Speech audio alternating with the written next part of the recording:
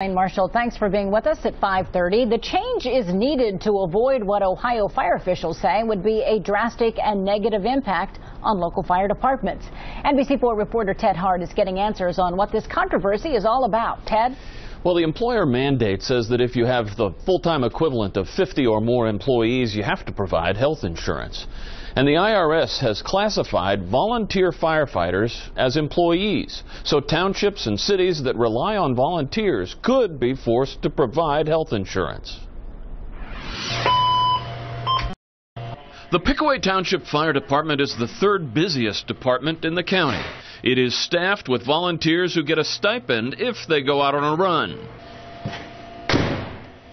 Lieutenant Jim Deal and about 30 others fill in the blanks on the calendar and take turns manning the firehouse. We pick and choose what hours we want to work during the daytime and during the week, so we have a choice of when we want to work and what days. Even if the total hours worked by a volunteer fire department don't add up to 50 full-time equivalents, by having to include the volunteers with other full-time township employees, a municipality might exceed the 50-employee threshold and be forced then to provide health insurance. 70% of the fire service in Ohio is provided by volunteers, so it does have a significant impact on the state of Ohio, and it does have a significant impact on local communities throughout the state. Scioto Township Chief Chip Welch is on a task force of the International Association of Fire Chiefs studying the impact of the Affordable Care Act on fire and EMS services.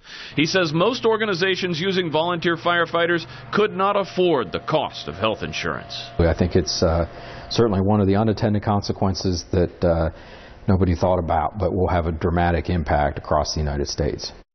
And the International Association of Fire Chiefs asked the IRS for clarification on the status of volunteers earlier this year, but with no response so far. This week, several members of Congress did sponsor legislation to tweak the wording of the Affordable Care Act to specifically exempt volunteer firefighters and emergency service personnel from the mandate.